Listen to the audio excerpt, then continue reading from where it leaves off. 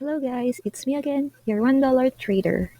Okay, so I am here again to share with you yung about sa support and resistance natin. Diba, last time, napag-usapan natin kung paano tayo kumuha ng support and resistance ng isang coin. Diba? Para malaman natin saan siya uuntog or saan siya bababa, uuntog, mag-bounce, like ganun. Okay, so diba yung resistance natin, yung support natin, ito yung bubungan natin. Okay? For example, si resistance, siya yung bubungan.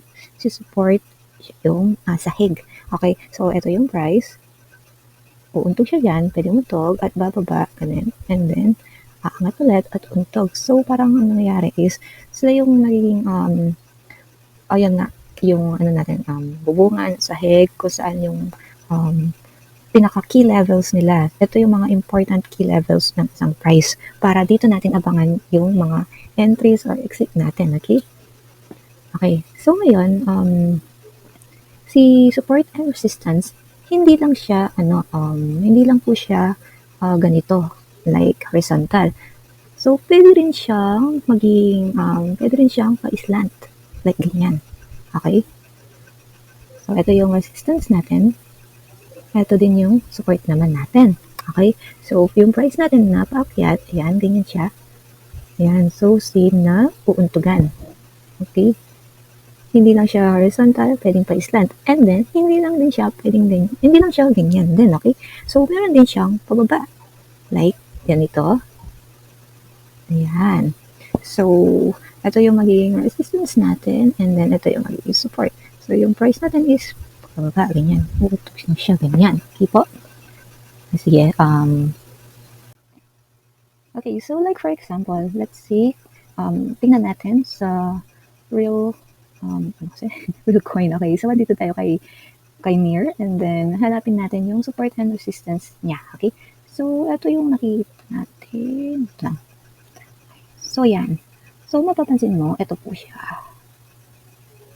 Yan. So aside yung resistance niya, di ba, pa-slant, or pwede rin siyang ganito, ganyan, di ba? Pwedeng ganyan. So, kaso nga lang, ayan, kung makikita natin sa kanya is, paano siya, yung meron siyang low, higher, low, higher, high, higher, low, higher, high, okay?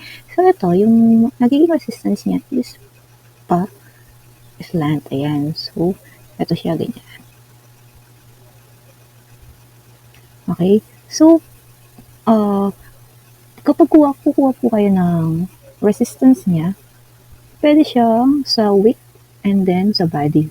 Pwedeng wick or sa body, ganyan. Basta maano lang siya, okay? Matatouch. May magtatouch. And then, yung support naman niya is ganito po. Ayan. Ayan.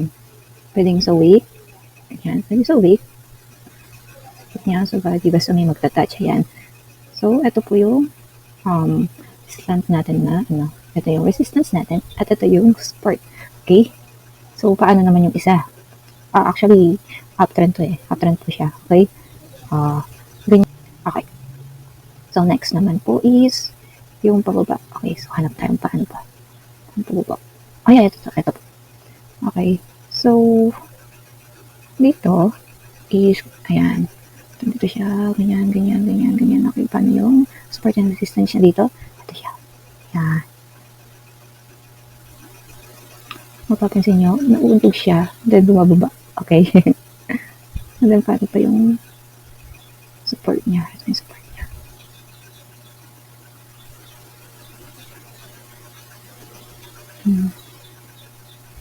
Ayan. So, ganyan po siya, ha? So, ito yung resistance at ito yung support. Ayan. Ganyan po tayo kumuha ng support and resistance, ha? Ayan.